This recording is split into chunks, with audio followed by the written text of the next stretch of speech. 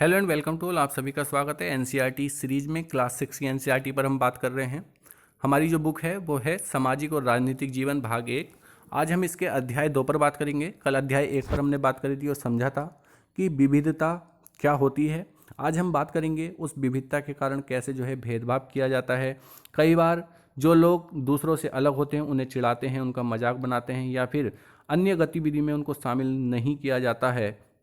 अगर हमारे साथ ऐसा व्यवहार हो तो हमें दुख होता है, गुस्सा आता है और हम असहाय महसूस करते हैं। ठीक है, हमें समझना होगा कि ऐसा क्यों होता है। इस पार्ट में हम यही समझने की कोशिश करेंगे कि ऐसे अनुभव हमारे समाज से और हमारे आसपास मौजूद असमानताओं से किस प्रकार से जुड़े हैं। तो इसका जो चैप्टर का मुख्य बिंदु है वो हमारी असमानता है। हमें उसी चीज़ को समझना है कि समाज में ये असमानताएं क्यों हैं, किस प्रकार से हम लोग पूर्वाग्रह और कुछ ऐसी धारणाएं बना लेते हैं पहले से ही और उनको सत्य मान लेते हैं। हम क्या हैं और कैसे हैं ये कई चीज़ों पर निर्भर करता है। जैसे हम कैसे खाते हैं, क्या बोलते हैं, ठीक है, कैसे रहते हैं, कौन सा कपड़े पहनते हैं, कौन से खेल खेलते हैं, हमारे त्यौहार कौन कौन से हैं, ठीक है। और इन सब पर जिस जगह पर हम रहते हैं उसके भूगोल और इतिहास का असर पड़ता है। भारत जो है कई विविधताओं वाला देश है। आपको कुछ मुख्य बिंदु इसमें अगर बताए गए हैं जिससे आप समझ सकते हैं कि भारत में कितनी विविधताएं हैं। आपको ये पता होना चाहिए कि संसार में 8 मुख्य धर्म हैं और उन सभी 8 धर्मों को मानने वाले अनुयायी भारत में रहते हैं। यहाँ 1600 से ज़्यादा भाषाएं बोली जाती हैं जो लोगों की मातृभाषाएं हैं। यहाँ 100 से भी ज़्यादा तरह के नृत्य किए जाते हैं। यह विविधता हमेशा खुश होने का कारण नहीं बनती। हम उन लोगों के साथ सुरक्षित महसूस करते हैं जो हमारी तरह दिखते हैं, हमारे जैसे कपड़े पहनते हैं, हमारी तरह सोचते हैं, ठीक है। कभी कभी जब हम ऐसे लोगों से मिलते हैं जो हमसे भिन्न हैं, वो हमें बहुत ही अजीब और अपरिचित से लगते हैं। कई बार हम समझ नहीं पाते हैं कि वे हमसे अलग क्यों हैं और अपने से अलग दिखने वालों के बारे में खास तरह की राय बना लेते हैं। ठीक है, यहाँ पे कुछ पूर्वाग्रह दिखाए गए हैं जिसमें ग्रामीण और शहरी लोगों को लेकर कुछ पूर्वाग्रह हमारे मन में रहते हैं। जैसे ग्रामीण लोगों के बारे में सोचते हैं कि आधे से ज़्यादा जो है भारतीय गांव में रहते हैं और वहाँ पे आधुनिक प्रौद्योगिकी का इस्तेमाल करना लोग पसंद नहीं करते हैं। 12 से 14 घंटे तक वो जो है खेत में काम करते हैं और काम के लिए जो है वो शहरों की ओर आते हैं। ऐसी शहर लोगों के बारे में सोचते हैं कि वो लोग बड़े बिगड़े हुए होते हैं, आलसी होते हैं और परिवार के सदस्यों के साथ बहुत कम समय बिताते हैं, पैसों के लिए ज़्यादा चिंतित रहते हैं, ठीक है। और शहरों में रहना बहुत महंगा है, वहाँ किराया बहुत होता है, ठीक है, उसके लिए बहुत सारे पैसे होने चाहिए। तो इस तरह की कुछ पूर्व धारणाएं जो है हम लोगों के मन में पहले से ही फिक्स होती हैं। जैसे ही हम किसी ग्रामीण या शहरी व्यक्ति को देखते हैं तो हम पहले से ही अंदाज़ा लगाना शुरू कर देते हैं, ठीक है। तो हम सोचते हैं कि जो गांव के लोग हैं वो अनपढ़ होते हैं, अज्ञानी होते हैं, जबकि जो शहर के लोग होते हैं वो आलसी होते हैं। ये जो है जितनी भी धारणाएं जब हम मन में बैठाते हैं तो उनको पूर्वाग्रह कहा जाता है, ठीक है। और ये ज़्यादातर नकारात्मक होती हैं। लोगों को आलसी और कंजूस मानना भी एक जो है पूर्वाग्रह है।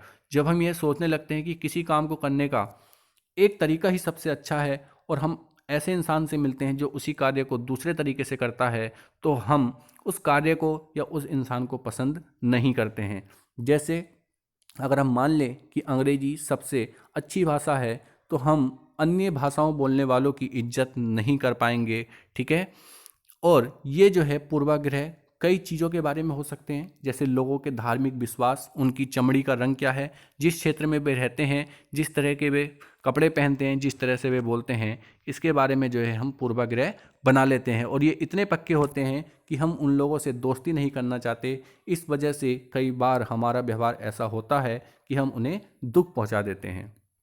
इसमें बताया गया है लड़के और लड़की से भेदभाव किस तरह से किया जाता है, ठीक है। हम सभी इस भेदभाव से परिचित हैं। एक लड़का या लड़की होने का अर्थ क्या होता है। आप में से कई लोग कहेंगे हम लड़के या लड़की की तरह जन्म लेते हैं, यह तो ऐसा ही होता है, इसमें सोचने वाली क्या बात है। तो इसमें बताते हैं, देखिए क्या सोचने वाली बात है। इसमें कुछ पूर्वाग्रह दिए गए हैं। जैसे वे शरीर से बलिष्ठ होते हैं, वे शरारती होते हैं, वे बहुत सुशील हैं, वे रोते नहीं हैं, वे उद्यमी हैं, ठीक है, वे भावुक हैं। तो इस तरह की कुछ पूर्व धारणाएं होती है। हम मानते हैं कि लड़की जो है बहुत सुशील होती हैं, लड़के जो है बहुत उदंडी होते हैं। इस तरह की पूर्व धारणाएं हमारे मन में पहले से ही होती हैं। यहाँ पे जो है कुछ कार्टून दिखाए गए हैं, ठीक है। इसमें जो है जो लोग तरह तरह की बातें करते हैं उनके बारे में बताया गया है। जैसे कि एक विकलांग व्यक्ति कहता है कि मैं लंगड़ाता हूँ, मेरी बोली लड़खड़ाती है। इसके अलावा और भी बहुत कुछ।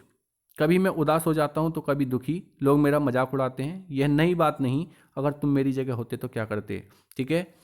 दूसरे उसमें दिखाया गया है, तुम दूसरों से कितने अलग दिखते हो, मैं एक इंसान हूँ, मुझे शर्म आती है, घूरती आंखों से मैं छिप जाना चाहती हूँ, क्या उसका दिमाग सही है। तो इसमें लिखा है सिर्फ इसलिए कि मेरी टांगें डगमगाती हैं, लोग सोचते हैं कि मेरा दिमाग भी डगमगाता होगा।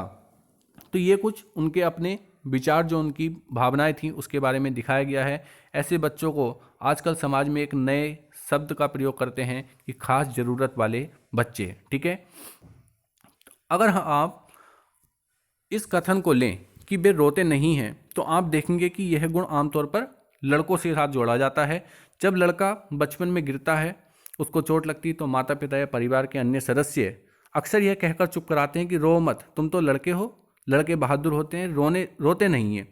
जैसे जैसे बच्चा बड़ा होता है, उसको यह विश्वास हो जाता है कि लड़के रोते नहीं हैं। हालांकि लड़के और लड़कियों दोनों को कभी ना कभी रोने का मन होता है, खासकर जब उन्हें गुस्सा या दर्द हो। लेकिन बड़े होने तक ये सीख जाते हैं लड़के कि उन्हें रोना नहीं है। अगर बड़ा लड़का रोए तो उसे लगता है कि लोग उसको चिढ़ाएंगे, उसका मजाक बनाएंगे। ठीक है। इसलिए वह दूसरों के सामने नहीं रोता। हम लगातार यह सुनते रहते हैं कि लड़के ऐसे होते हैं, लड़कियां ऐसी होती हैं। समाज की इन मान्यताओं को हम बिना सोचे समझे मान लेते हैं। हम विश्वास कर लेते हैं कि हमारा व्यवहार उनके अनुसार ही होना चाहिए। हम सभी लड़कों और लड़कियों को उसी छवि के अनुरूप देखना चाहते हैं। ठीक है। रूढ़िबद्ध धारणाएं क्या होती हैं कि जब हम सभी लोगों को एक ही छवि में बांध देते हैं या उनके बारे में पक्की धारणा बनाते हैं, तो उसे रूढ़िबद्ध धारणा कहते हैं। कई बार जो है हम कोई खास देश, धर्म, लिंग आदि के आधार पर कुछ लोगों को, ठीक है, कंजूस, अपराधी, बेवकूफ़ ठहराते हैं। ऐसा दरअसल उनके बारे में मन में एक पक्की धारणा बना लेने के कारण होता है। ठीक है। हर देश, धर्म आदि में हमें कंजूस, अपराधी और बेवकूफ़ लोग मिल जाते हैं, सिर्फ इसलिए कि कुछ लोग उस समूह में बैसे हैं। पूरे समूह को ऐसा मान लेना ये वाजिब नहीं है। इस प्रकार की धारणाएं हमें प्रत्येक इंसान को एक अनोखे और अलग व्यक्ति की तरह देखने से रोकती हैं। हम नहीं देख पाते कि उस व्यक्ति के अपने कुछ खास गुण हैं और क्षमताएं हैं जो दूसरों से अलग हैं। रूढ़िबद्ध धारणाएं बड़ी संख्या में लोगों को एक ही प्रकार के खांचे में जड़ देती हैं।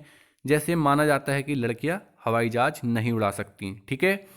इसका असर हम सब पर पड़ता है। कई बार ये धारणाएं हमें ऐसा काम करने से रोकती हैं जिनको करने की काबिलियत शायद हम में है।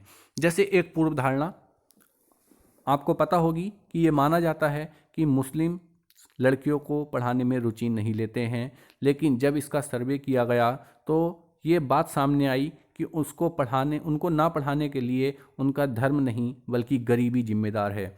जो लोग सक्षम हैं, वो किसी भी धर्म के हों, किसी भी समुदाय के हों, वो जो है अपनी बेटियों को पढ़ाते हैं।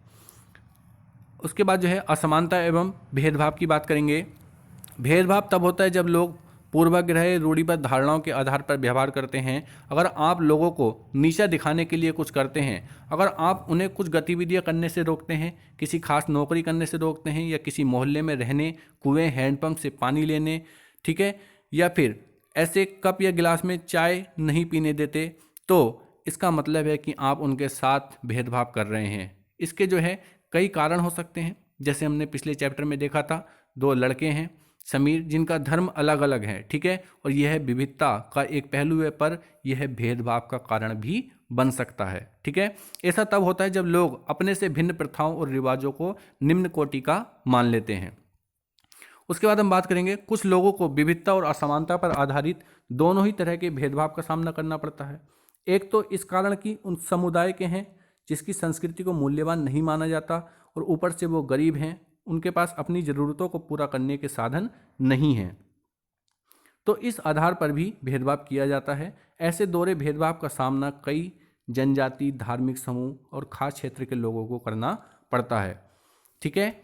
उसके बाद जो है हम बात करेंगे कि भेदभाव का सामना करने पर जो यहाँ पे एक टॉपिक दिया है उसके बारे में आपको समझना है कि अपनी आजीविका चलाने के लिए लोग अलग अलग तरह के कार्य करते हैं, जैसे पढ़ाना, बर्तन बनाना, मछली पकड़ना, ठीक है, खेती या जुताई इत्यादि करना। लेकिन कुछ कामों को दूसरों के मुकाबले अधिक महत्वपूर्ण माना जाता है, जैसे सफाई करना, कपड़े धोना, बाल काटना, कचरा उठाना जैसे कामों को समाज में कम महत्व का माना जाता है और इस कार्य को करने वाले लोगों को हम लोग गंदा और अपवित्र मानते हैं। यह जाति व्यवस्था का एक बड़ा ही महत्वपूर्ण पहलू है। जाति व्यवस्था में लोगों के समूह को एक तरह की सीढ़ी के रूप में रखा गया, जिसमें एक जाति दूसरी जाति के ऊपर या नीचे थी।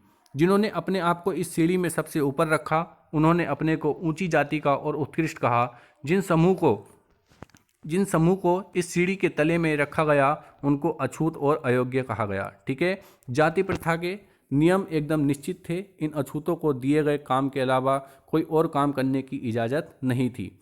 उदाहरण के लिए, जिस समूह को सिर्फ कचरा उठाने और मरे हुए जानवरों को हटाने की इजाज़त थी, उन्हें ऊंची जाति के लोगों के घर में घुसने, गांव में कुएं से पानी लेने, ठीक है, और मंदिरों में घुसने की इजाज़त नहीं थी। उनके बच्चे दूसरी जाति के बच्चों के साथ स्कूल में बैठ नहीं सकते थे। इस तरह ऊंची जाति के लोगों को जो अधिकार हासिल था, उससे उन्होंने तथाकथित अछूतों को वंचित रखा।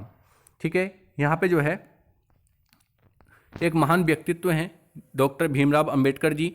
उनके बारे में जो है बताया गया है कि किस प्रकार से उन्होंने इन सब चीज़ का सामना किया। तो पहले अंबेडकर जी के बारे में थोड़ा सा कुछ समझ लेते हैं। अंबेडकर जी का जन्म 1891 में हुआ था, ठीक है, और इनकी मृत्यु 1956 में हुई थी। इनको भारतीय संविधान का पिता एवं दलित के सबसे बड़े नेता के रूप में जाना जाता है। डॉक्टर अंबेडकर ने दलित समुदाय के अधिकारों के लिए लड़ाई लड़ी थी। उनका महार जाति में जन्म हुआ था, जो अछूत मानी जाती थी। महार लोग गरीब होते थे, उनके पास ज़मीन नहीं थी और उनके बच्चों को वही काम करना पड़ता था जो वे खुद करते थे। उन्हें गांव के बाहर रहना पड़ता था और गांव के अंदर आने की इजाज़त नहीं थी। अंबेडकर अपनी जाति के ऐसे पहले व्यक्ति थे जिसने अपनी कॉलेज की पढ़ाई पूरी की और वकील बनने के लिए इंग्लैंड गए। उन्होंने दलितों को अपने बच्चों को स्कूल भेजने के लिए प्रोत्साहित करने के लिए कहा, ठीक है, और उनसे कहा कि अलग अलग सरकारी नौकरी को करने के लिए कहा, वे जाति व्यवस्था से ताकि बाहर निकल सकें। दलितों के मंदिर में प्रवेश के लिए जो कई प्रयास किए जा रहे थे, डॉक्टर अंबेडकर ने उनका नेतृत्व किया। उन्होंने ऐसे धर्म की तलाश की जो सबको समान निगाहों से देखे और जीवन में आगे चलकर उन्होंने बौद्ध धर्म को अपनाया। उनका मानना था कि दलितों को जाति प्रथा के खिलाफ अवश्य लड़ना चाहिए और ऐसा समाज बनाने की तरफ काम करना चाहिए जिसमें सबकी इज्जत हो, ना कि कुछ लोगों की। ठीक है, तो इनका एक यहाँ पे स्टोरी बताई गई है जिसमें इन्होंने इस असमानता को महसूस किया, ठीक है, अपने आप को असहाय महसूस किया। भारत के महान नेता डॉक्टर भीमराव अंबेडकर ने जाति व्यवस्था पर आधारित भेदभाव के अपने अनुभवों को इस प्रकार लिखा है कि उनकी उम्र उस समय 9 साल थी। बात 1901 की है। वे महाराष्ट्र में कोरेगांव में अपने भाइयों के साथ पिता से मिलने गए थे। बड़ी देर इंतजार करने के बाद भी 1 घंटा बीत गया। स्टेशन मास्टर उनसे पूछने आया कि उन्होंने हमसे हमारे टिकट मांगे जो हमने दिखा दिए। उन्होंने पूछा कि हम वहाँ क्यों रुके हुए हैं। हमने बताया कि हमें कोरेगांव जाना है, हम पिताजी और नौकर के आने का इंतजार कर रहे हैं, लेकिन कोई भी नहीं आया। ठीक है, उनके कपड़े अच्छे थे, तो जो स्टेशन मास्टर थे उनको लगा कि शायद वो ब्राह्मण के बच्चे होंगे, तो वो उनके साथ जो है उस समय तक तो बहुत ही चिंतित हुए। लेकिन जब उन्होंने पूछा कि तुम कौन हो, तो उनके मुंह से निकला कि वो महार हैं। ठीक है, और यह सुनते ही जो है स्टेशन मास्टर भौचक्का रह गया। उसके चेहरे का जो है एकदम एक्सप्रेशन बदल जाते हैं और वो यहाँ से चला जाता है। बहुत समय होने के बाद भी शाम हो जाती है। उसके बाद भी जो है पिताजी या नौकर नहीं आते हैं उनके, तो स्टेशन मास्टर फिर आता है और पूछता है कि तुम क्या चाहते हो।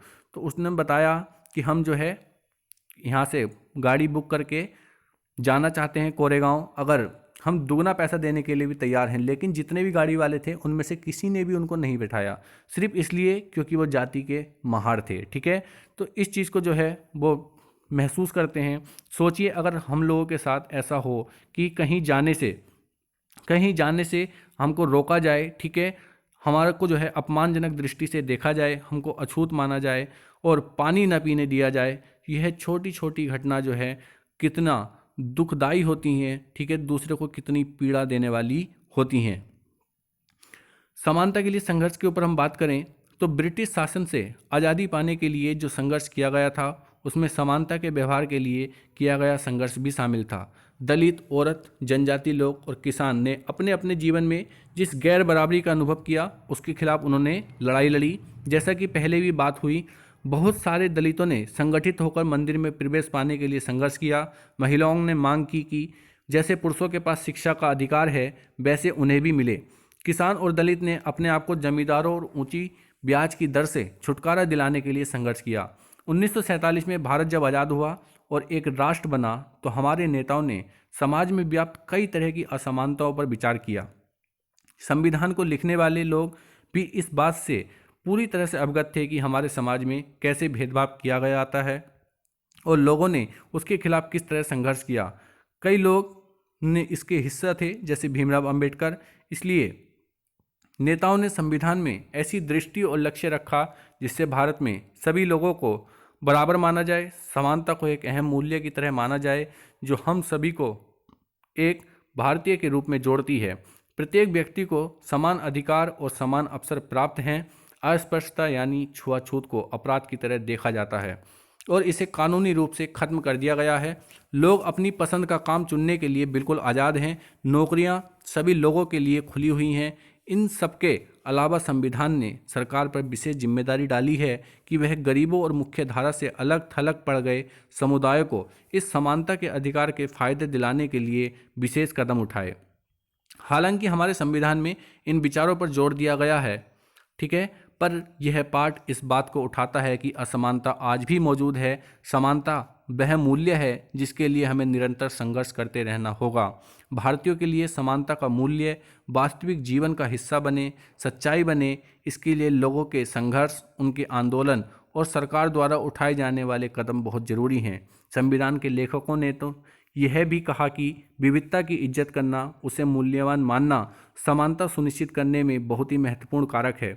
उन्होंने यह महसूस किया कि लोगों को अपने धर्म का पालन करने, अपनी भाषा बोलने, अपने त्यौहार मनाने और अपने आप को खुले रूप से अभिव्यक्त करने की आज़ादी होनी चाहिए।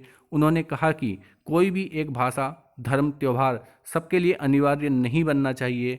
उन्होंने जोर दिया कि सरकार सभी धर्मों को बराबर मानेगी। इसलिए भारत एक धर्मनिरपेक्ष देश है जहां लोग बिना भेदभाव के अपने धर्म का पालन करते हैं। हमें इसे हमारी एकता के महत्वपूर्ण कारक के रूप में देखा जाता है कि हम इकट्ठे रहते हैं और एक दूसरे की इज्जत करते हैं। संविधान का यहाँ पे पहला प्रश्न दिखाया गया है, उसमें लिखा है भारतीयों को समान प्रतिष्ठा और अवसर प्राप्त है। तो इस प्रकार से इस अध्याय में असमानता के बारे में जो है आपको दिखाया गया, बताया गया कि जो समाज की हमारी पूर्वाग्रह, जो हमारी धारणाएं हैं वो किस प्रकार से हमारे दिमाग में इन असमानताओं को पैदा करती हैं। तो ज़रूरत है इन चीज़ को बदलने की, इन धारणाओं को बदलने की और सभी को एक अलग व्यक्ति के रूप में पहचानने की। तो उम्मीद है आपको यह अध्याय पसंद आया होगा। कल फिर मिलेंगे एक नए अध्याय के साथ। तब तक के लिए थैंक यू। जय हिंद, जय भारत।